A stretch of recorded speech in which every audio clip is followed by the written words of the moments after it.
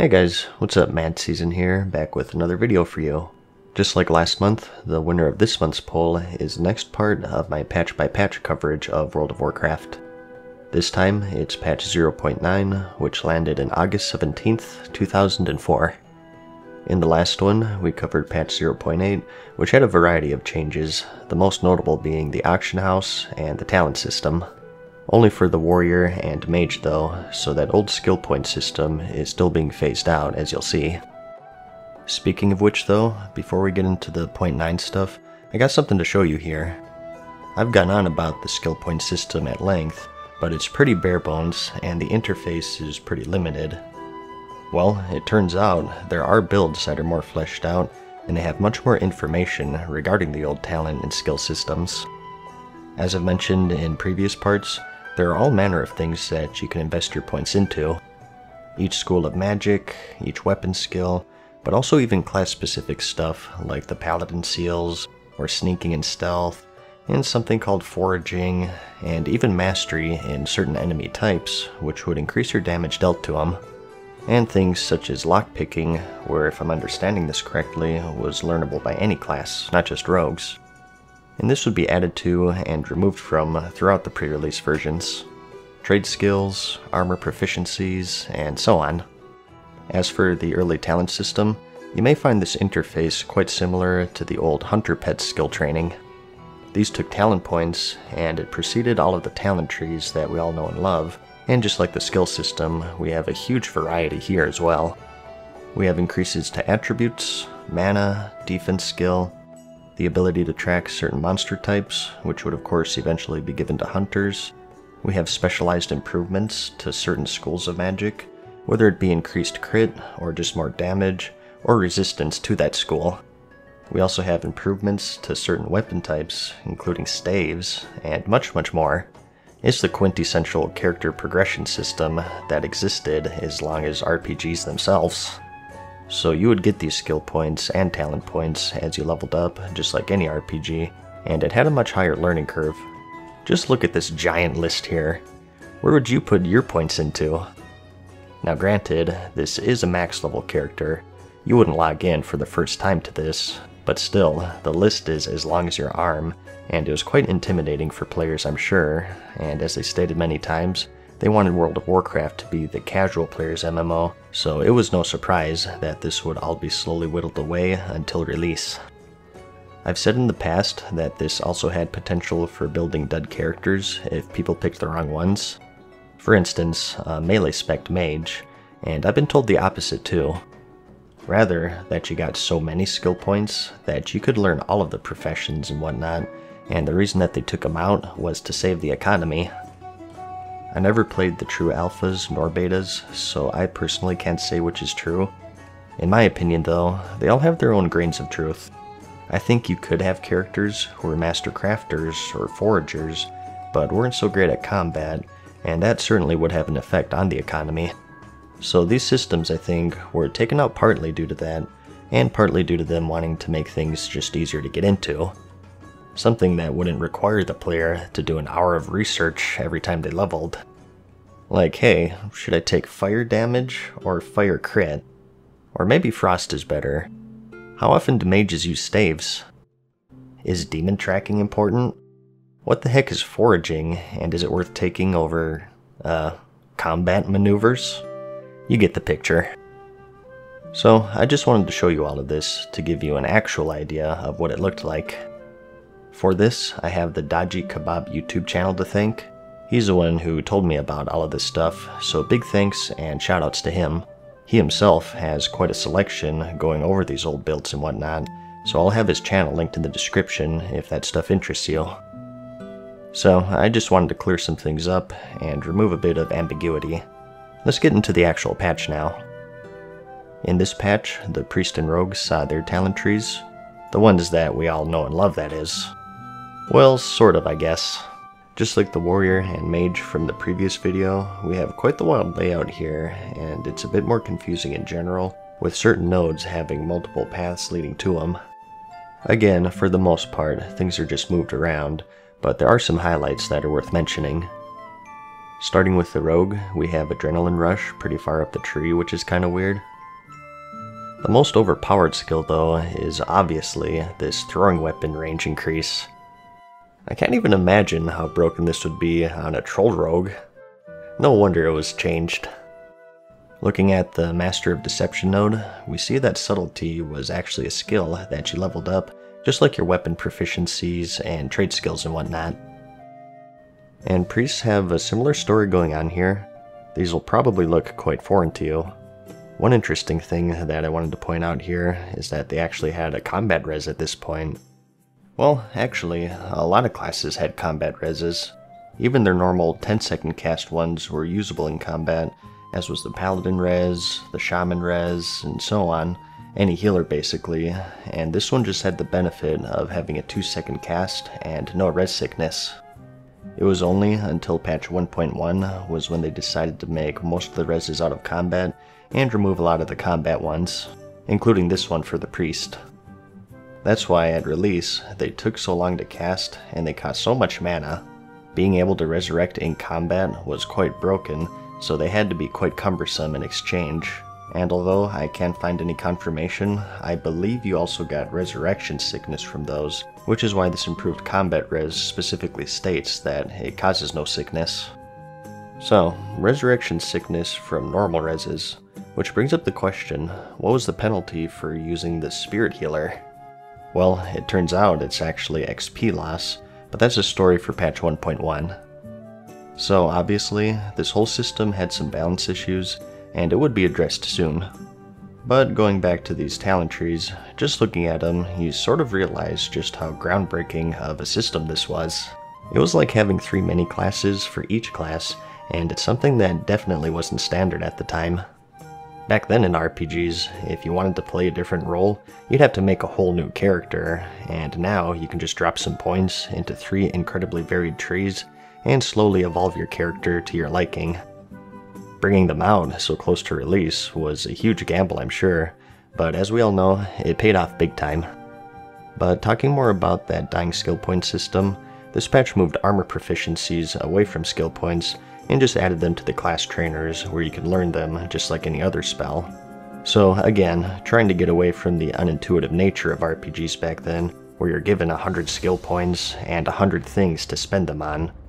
And, as you saw, even monster tracking was taught through the talent system, but that too saw an end with the release of the Hunter. The Hunter class is now available to test. They track, tame, and slay all manner of animals and beasts found in the wild. Whether they rely on bows or firearms, hunters consider their weapons and pets to be their only true friends. That sounds pretty lonely, but they're the 9th and final class to be added to the game, and it makes sense.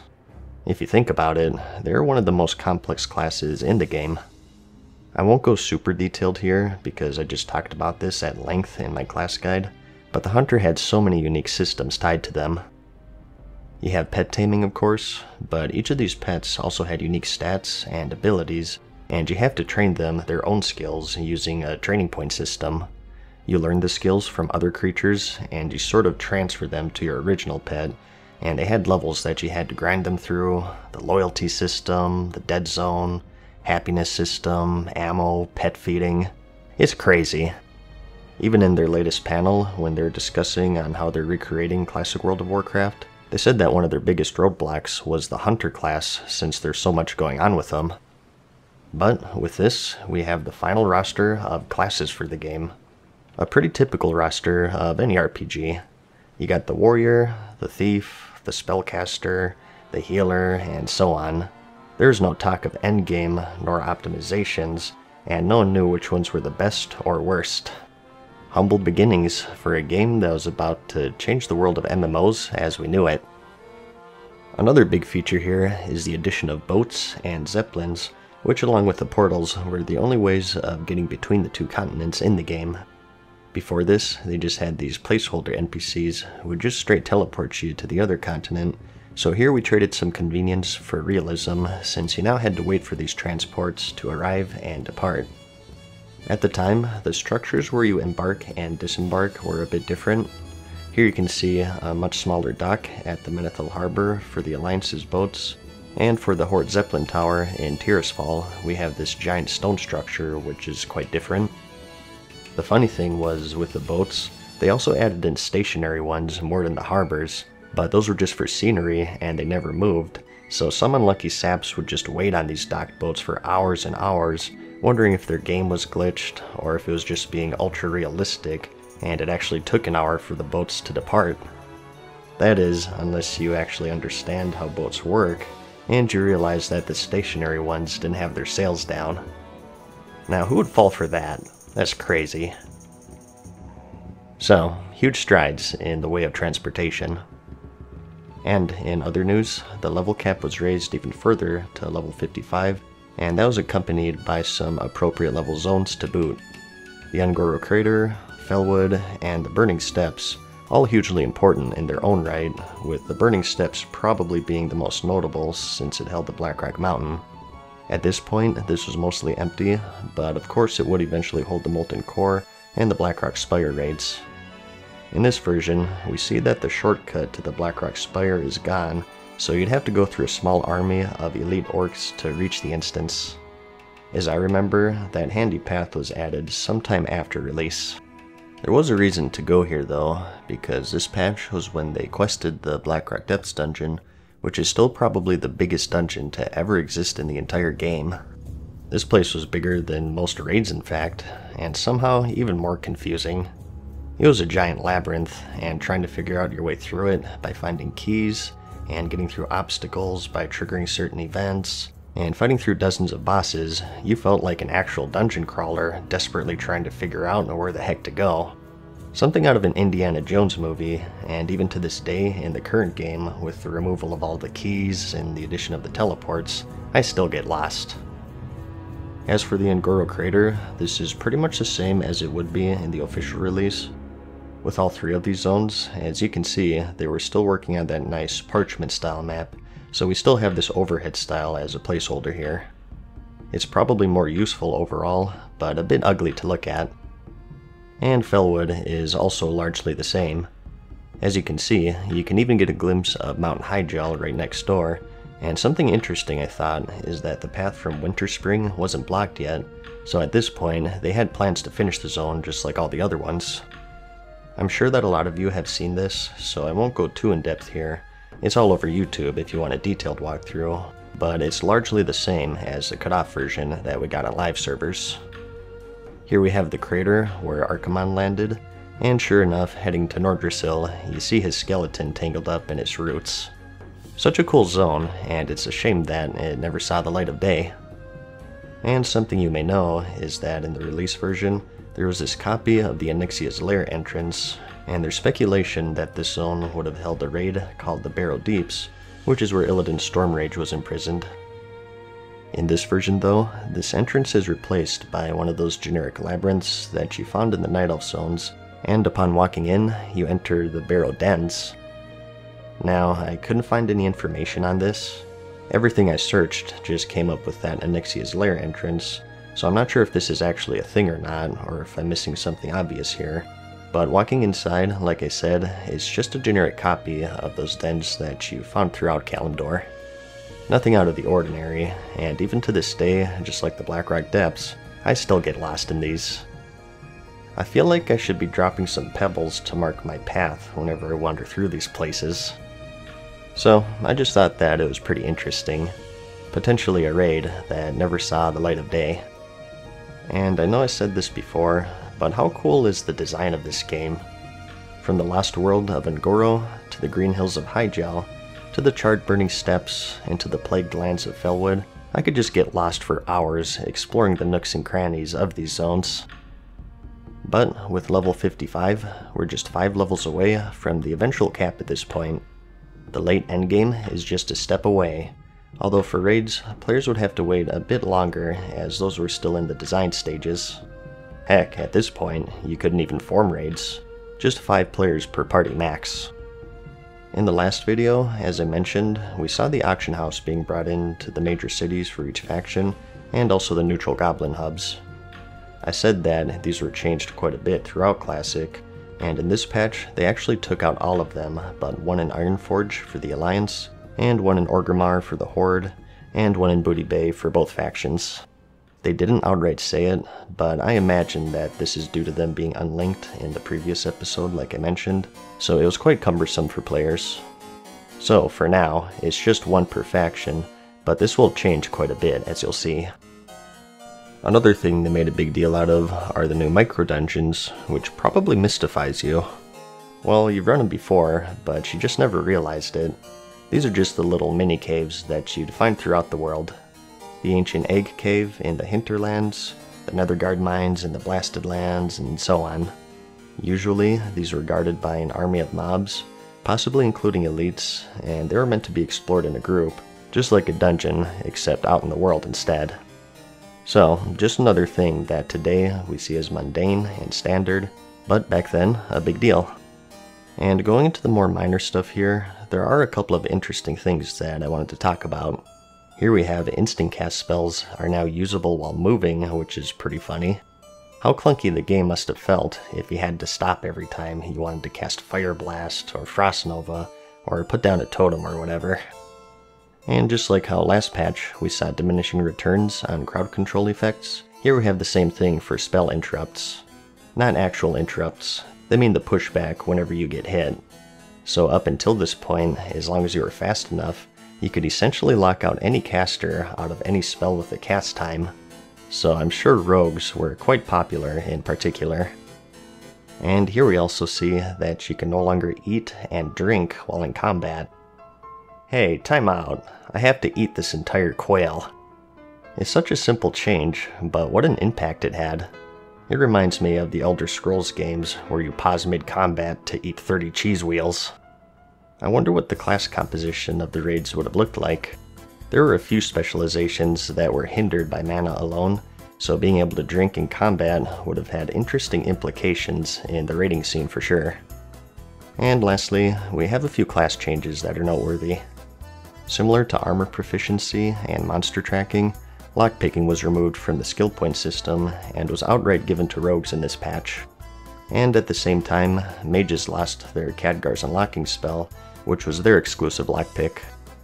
I know that a lot of mages are still mad about this one, but I think it's a good change, and this has nothing to do with the fact that I played a rogue back then. Nothing at all. And I don't know about you, but here's something I never knew. The Druids had a feign death ability. It was called Play Dead, probably only usable in bear or cat form I imagine, and sadly, it saw its end this patch.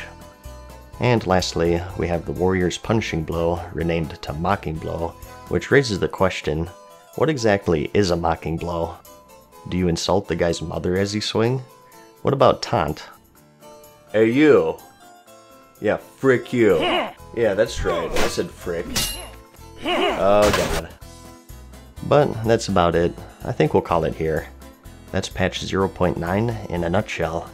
We have just 3 more patches to go before we hit the release stage of the game. As always, I hope you're enjoying these videos as much as I enjoy making them, and thanks for joining me in my education of how things used to be. Like the video if you liked it, and I'll see you in the next one. Peace.